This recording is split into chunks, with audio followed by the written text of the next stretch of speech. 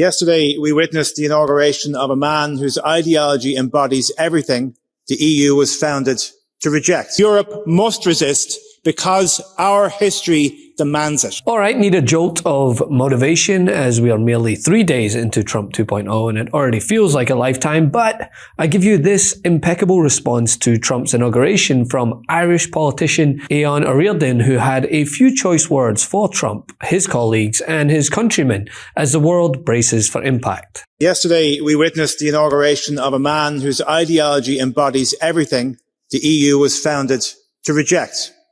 The EU cannot just stand for our values when it is easy. It matters most when it comes at a cost. And standing up to Trump will come with a cost, but is much less than the cost of letting this poison win. And I am done with the niceties from EU leaders that Trump, while his tech bro buddies call for our laws to be undermined. I am done with the Taoiseach of Ireland, with our historic understanding of immigration and oppression, promoting Trump's golf links in County Clare in response to his inauguration. And I am done with the so-called strong men who, if they had to live for one day in the shoes of an immigrant, a woman, or a transgender person, would quiver with fear. Anyone who believes in the founding principles of the EU should be appalled by what we witnessed yesterday. I am appalled, so I resist, and Europe must resist because our history demands it. Now, this comes after Trump was sworn in at an inauguration that prompted arguably more vehement condemnation from world publications as opposed to the sane washing that we so frequently witness here in the United States, especially from those in Germany who had this to say. I don't know what Mr. Musk meant with his move, but to me as an Austrian, it looked like a Hitler salute.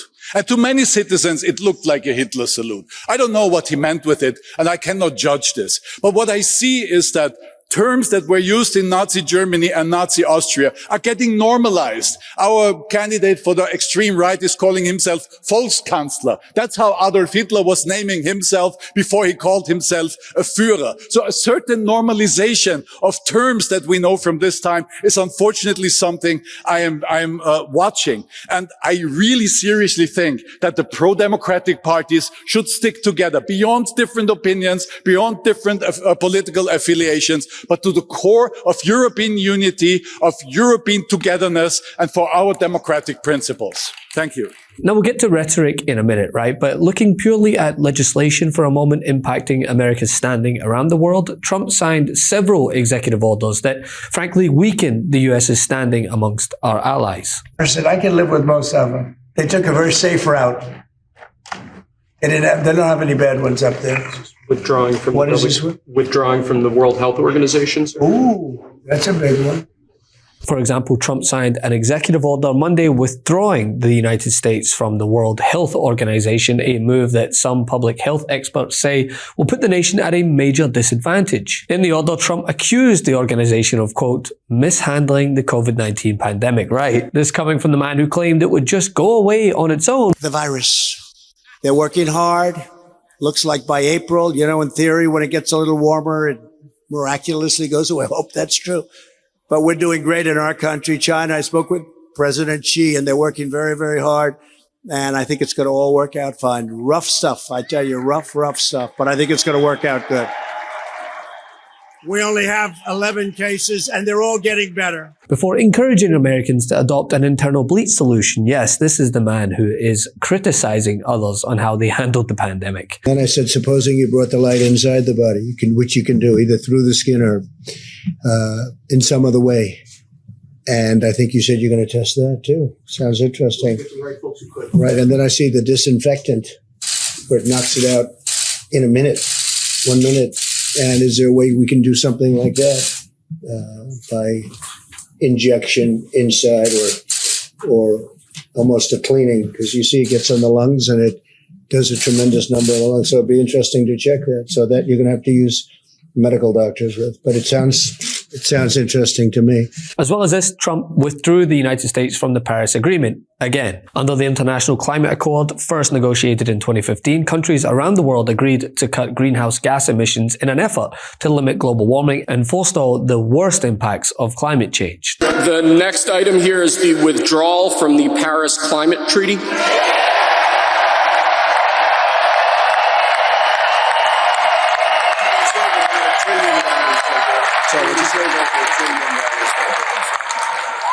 Yes, sir. Over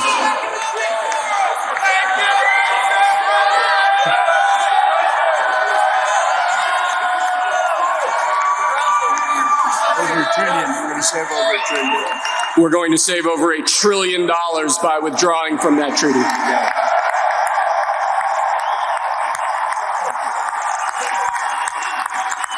And the next item, sir, is a letter that will be transmitted to the United Nations explaining that we are withdrawing from the Paris Climate Treaty.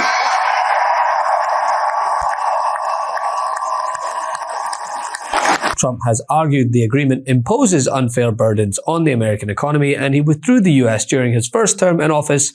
And of course, with climate change worsening around the world, he wanted to do it again. And in doing so, he joins merely 3 other countries in the world who are not in the agreement: Iran, Libya, and Yemen. Weather. And regarding NATO, right, Trump had this to say during his first open briefing, proving yet again, right, that more often than not, this man absolutely has no idea what he's talking about. We're going to have meetings and calls with President Xi. I spoke to President Xi last week, as you know. Did you know that? I had a very good phone call. Did you please start with NATO at this moment? Are you planning to meet your NATO allies? No, NATO has to pay more money. NATO has to pay 5%. We're in the Ukraine war by $200 billion more than NATO. It's ridiculous because it affects them a lot more. We have an ocean in between. And we've spent $200 billion more on Ukraine than NATO has spent. And they've got to equalize. Thank you, sir. What can we expect of the countries in NATO that spend the least amount of money, like Spain, France, below the 5%? Spain is very low. And yet, are they a BRICS nation? What?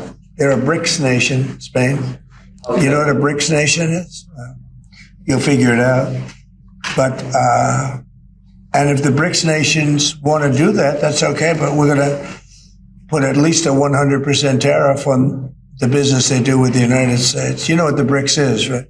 You guys know.